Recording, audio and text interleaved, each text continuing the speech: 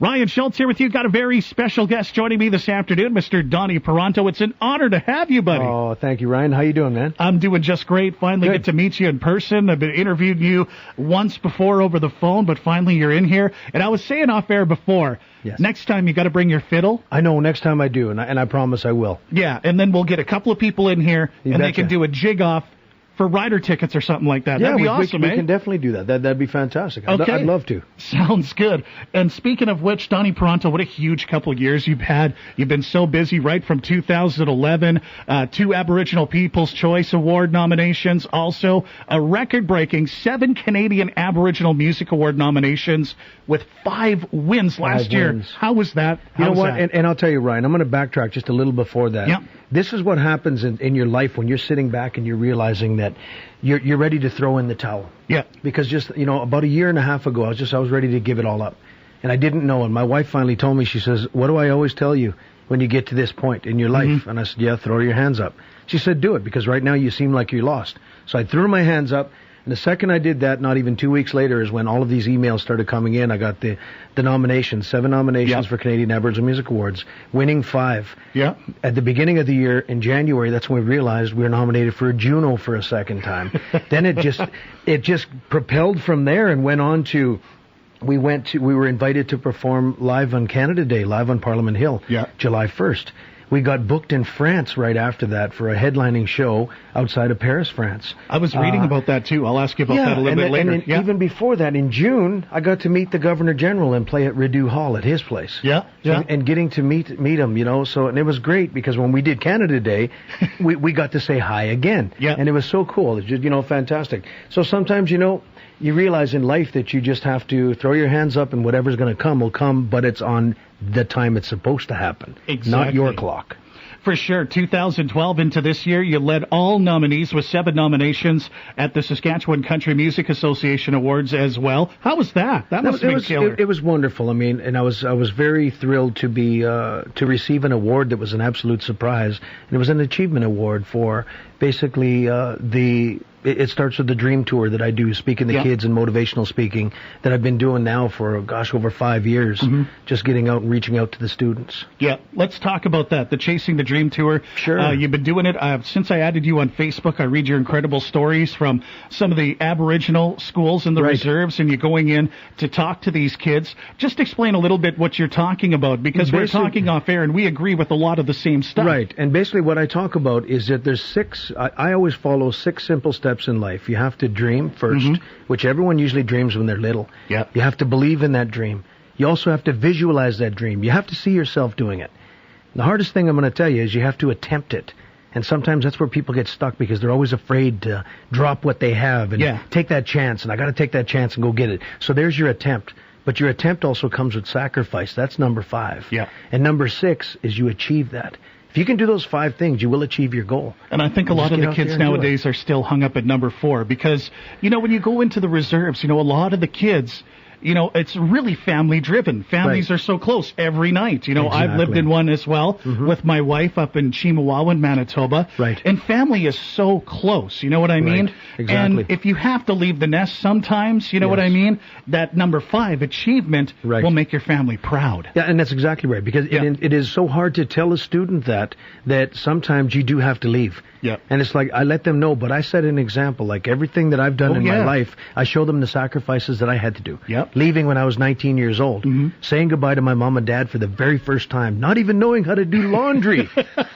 taking advantage of mom and everybody at home. Did laundry, right? Yeah. Mom always cooked. She did my laundry. And now I'm out on the road and I'm going, okay, I got to put these quarters in this slot and use that little box of Tide. And but you know what? That's what you have to do. You got Just get out there and sacrifice. But the hardest thing to do is to say goodbye. Yep. And I did tell one of the students at a reserve I was at, he wanted to be a movie director. Yeah. And I said, honestly, do you think Adam Beach would still be Adam Beach today if he didn't leave Winnipeg? No.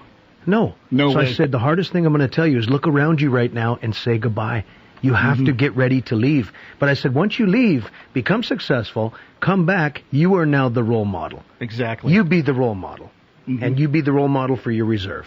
Definitely. Yeah, so that's what I tried to pursue and push on them. Exactly. Good stuff, Donny. And I know Adam Beach, he does the same kind of thing where he goes into schools and talks to kids and the sacrifices that he had to make and the way he grew up in Winnipeg and stuff like that. And, exactly. You know, none of us had it easy growing up. Nobody has it easy growing up. It's hard, but, you know, like you said, one of the hardest things to do is to say goodbye. Right. Especially is because of my daughter. My daughter's going to be 4 years old in December, and I'm the type of person, I won't sit back and complain about something without trying to fix it. Yeah. And I'm looking at the world, and I'm looking at the students, and I'm seeing trouble because I feel that they're lost. They're really lost right now in this world, and they're not sure what direction to go.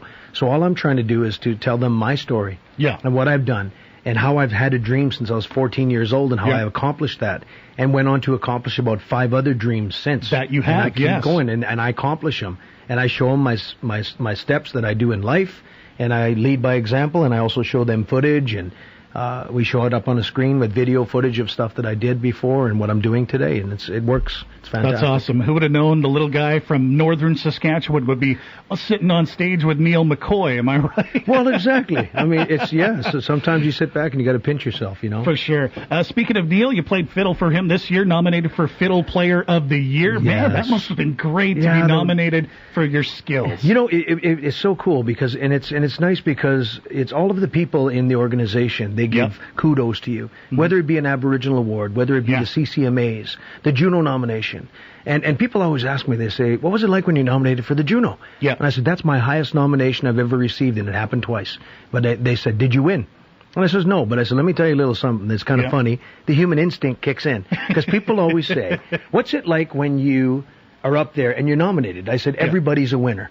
All of us. Like the 5 people that are selected, we're all winners. But I said, when that envelope comes up, and they're calling that name. You're sitting back and you're going, please call my name, please call my name. That's the human instinct. And when they don't call your name, you sit back and suddenly you feel like tripping the person that's walking up to get the award. And that's the truth. I don't care. I ain't lying. That's the truth. For sure. And there hasn't been many Aboriginal artists that have made that jump from that, I hate to say it, but that Aboriginal music category. You know what I mean? To jump out of that and be nominated with guys that have been playing fiddle for years. You know what I mean? That have been playing for fiddle for, like, say, Anne Murray for years, or, somebody like that. I haven't seen anybody win or be nominated like that since, like, Errol Ranville, maybe, or somebody like that. And I think, and I'll tell you honestly, like, even going back to when I first started playing, I remember having a conversation with Ray St. Germain. Okay, yeah. And Ray St. Germain really flat out told me, he said, get out there, do your music. He said, but always remember this. Music is music. It is. Never categorize yourself as one thing. Exactly. Get out there and spread the music. He says that's what you're capable of doing. For sure. Great stuff, Donny. And as well this year, coming up in Winnipeg, November the 2nd, Aboriginal People's Choice Music Awards. You must be thrilled for that again as well. Oh, I'm so tickled because also we just found out that not only nominated for 3 awards this year at that event, but we're also going to be performing live on the TV show. Yep. And I'm so thrilled to get a chance to get up there and do this. And that's going to be November the 2nd live on APTN. If you have that, it'll be live on APTN. You got to check out all the Aboriginal talent in Canada because, you know what, we are just as good, if not some people are better than a lot of the people that are out there right now. It's absolutely, the Aboriginal music, Aboriginal artists. Yes. Let's just say Aboriginal artists that are out there. Yeah. In the arts, actually painters, singers, it doesn't matter. Yeah. It's exploding. It is. Absolutely exploding right now. And they're finally getting out there and doing it, and they're taking those chances. Yeah. And just do it. But that's what you have to do. If you have that music ability and that talent, get out there and share it. Right on. Now you're set to release your 5th album. It's called Bring It On. You got a release date for that yet? I got a release date for Bring It On. It's on November 13th. It's going to be available for iTunes, in stores. We have a brand new single coming out on October the 1st. And I'm so thrilled with this song selection that we picked. Bart McKay and I worked together on the project. And finally, I've known Bart for years, from Brad Johnner and the Johnner Brother days. Yeah. We've known each other for a lot of years. And this is the first year we've ever worked together. So working together with Bart, I can honestly say that guy has one of the best set of ears when it comes to music and it comes to the ability of hearing things that I've ever worked with, bar none, ever. Yeah. And he's such a wonderful human being that we put this project together, and he believed in the songs that I selected, that I wanted to do. Plus, we had a couple of special songs sent to us. We had a song sent by Jeff Neal of Streetheart. Yeah. Jeff Neal, the guitar player. And Jeff wrote this song 20 years ago. It was in a Russell Crowe movie. Wow. He sent it to me and just said, I think this could be a country song for you today. I had the song. I go to Ottawa, and it's the only lyrics that were in my guitar case. Wow. So when I'm in Ottawa and I'm performing live on Parliament Hill, there was a break that had happened, an unannounced break. We had about an hour and a half layover during dress rehearsal. And that's when Julie Black and I became really good friends. Yeah. And Julie had mentioned to me, and she said, I'd like to sing on your album. She said, you have something recording right away? She says, I want to sing with you. And I said, okay. I said, let me go see. I said, I might have a song that we could do as a duet. Yeah. The only lyrics in my guitar case was that song. And I pulled those lyrics out, and we worked on it, and we sang it, and she absolutely loved it. So she's singing on the new album. And then plus, Kenny Shields, who's a good friend of mine. I met Kenny through Telemiracle. And he's just a wonderful human being, great friend. And I asked Kenny, I said, if I recut Snow White, will you come in and sing it with me? He said, I'll be there on the next plane. Just do it. He said, you needed that high harmony, didn't you? Oh, I needed that. So, yeah. And you know what's wild is when Kenny comes in to sing this, you got to understand, Kenny's in his early 60s. Yes. And he sings that song in the original key. It's in the key of B. And B is in boy. And when you're in there singing that high, it was hard for me to even do. You know, so but I was just thrilled and honored to know the guy and to sing this song. So there's a couple of cool selections on this album. For sure, good stuff, Donny. Now let's talk about the song "Can't Afford to Love You." You got a great story about this song. Well, and I'll tell you, we used to work with the guy who wrote it. Well, we were looking for songs. Bart sent me a couple of these songs, and this one just jumped out. There was 23 songs he sent me one day. I made the CD and I went in my truck and I was listening to it, and this song just jumped out at me. And it's called Can't Afford to Love You. So I asked Bart, and I said, give me some more info on this song. And he said, okay, well, it was on Blake Shelton's last album. I said, just recent? He said, yes. I said, did he release it? He said, no. I said, then I want to cut it.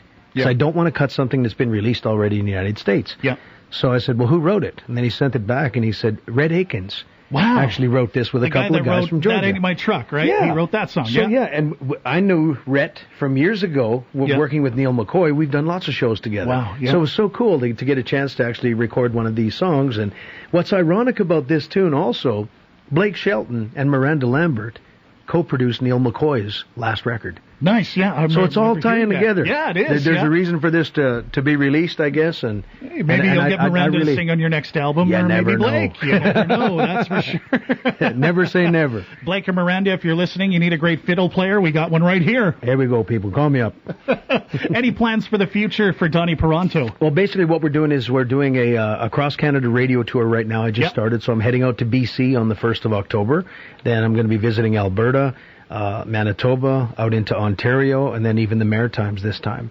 So, and basically what it is just a radio tour to support the single that we're releasing October 1st, and also to let people know about the brand new album. For sure. And to get out there and meet people. Because it's always, I'm a firm believer in the face-to-face meetings instead of texting and email. For sure. That's why you're here, right? Exactly. We can That's why talk I'm on here with Facebook you. all day, but you betcha. It's better to see you in person. Donny, I want to thank you for coming in today, this afternoon, and well, thank you. Having a chat with us. You're a great ambassador to all Métis Aboriginal people, and I'm even myself. You know, I look up to people like you. Thank you so much for stopping by today. That, man. That means a lot. Here's Donny Parenteau's brand spanking new single, hot off the presses. It's called Can't Afford to Love Me. It is right here on The Source, 620 CKRM.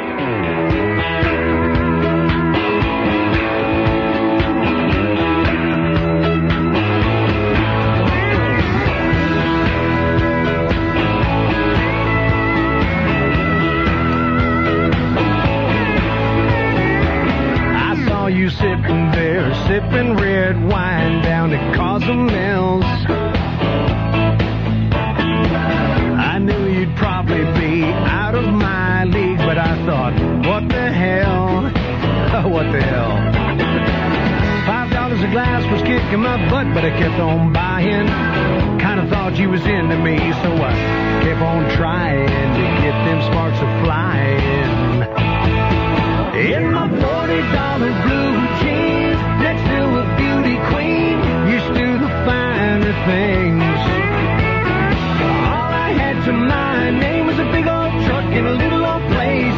I couldn't help but think, I can't afford to love you. I can't afford not to.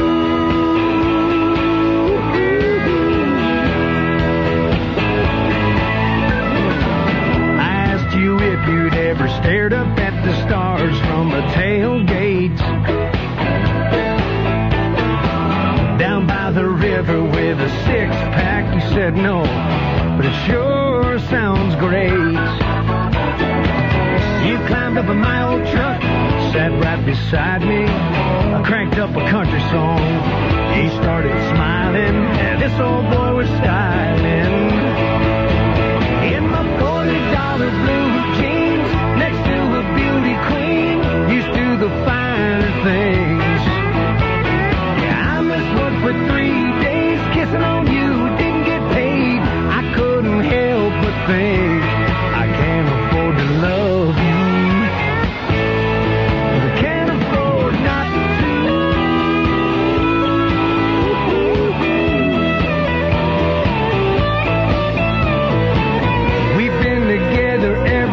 That night, you're still in love with the same old guy. I'm that same old guy, broke guy. In $40 blue jeans, next to a beauty queen, there ain't no finer thing. Yeah, we set a date for next spring, working 2 jobs, picking out rings.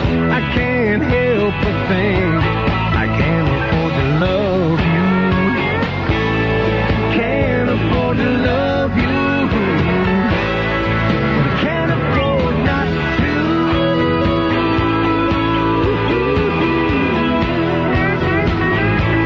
I can't afford not to love on you.